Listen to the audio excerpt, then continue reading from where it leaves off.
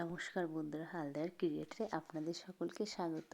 আজকে আমি হাঁসের মাংসর একটা রেসিপি নিয়ে চলে এসেছি, তাও আবার মায়ের হাতের।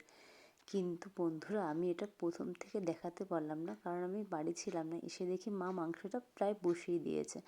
এখানে প্রথমে মা জিরে ফোড়ন দিয়ে নিয়েছে, আর আদা রসুন পেঁয়াজ ভালো করে সেটাকে একবারে পেস্ট করে তারপরে মাংসটা খানিকক্ষণ মাখিয়ে রেখেছে।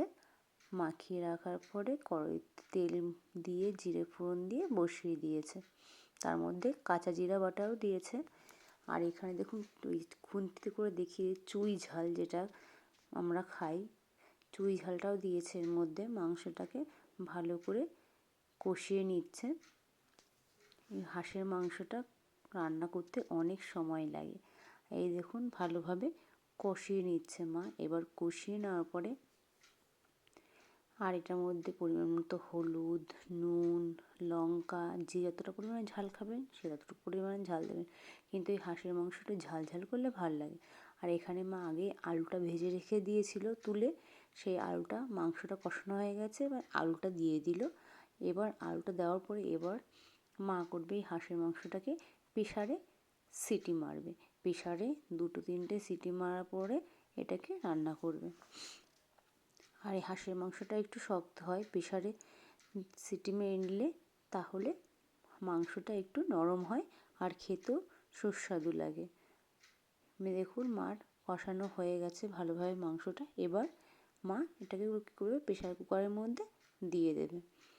আর প্রেসার কুকারটার মধ্যে আগে একটু ডাল রান্না করা হয়েছিল, তাই জন্য আর এটার মধ্যে আবার বসিয়ে দিচ্ছে। মা বলছে মাংস তো আর অসুবিধা হবে না, এই জন্য সেই প্রেসার কুকারটার মধ্যে বসিয়ে দিচ্ছে।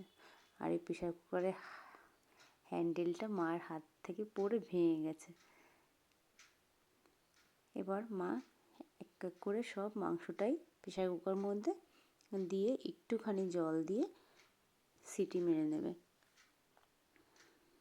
এই দেখুন মা খুন্তির সাহায্যে প্রেসার কুকারের মধ্যে মাংসটা দিয়ে দিল। আর ওই দেখুন চুই ঝাল, ওই যে। আর এই হাঁসের মাংসটা যারা খেয়েছেন বাড়িতে তারাই জানবেন কতটা টেস্টি হয়। আর হাঁসের মাংসটা একটু ছোট ছোট পিস করতে হয়। অনেকে ভাববেন মা এত ছোট ছোট মাংসের পিস, কিন্তু না, যত ছোট পিস করা হবে মাংসের, এই হাঁসের মাংসের, ততটাই মাংসটা টেস্টি লাগে খেতে।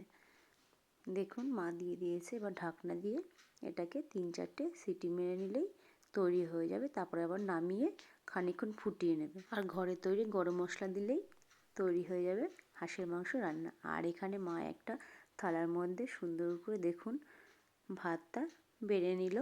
আর মা আগেই মাংসের সঙ্গে সঙ্গে এখানে মা পটল ভাপা করেছে আর পমফ্রেট মাছ সর্ষে পোস্ত করেছে।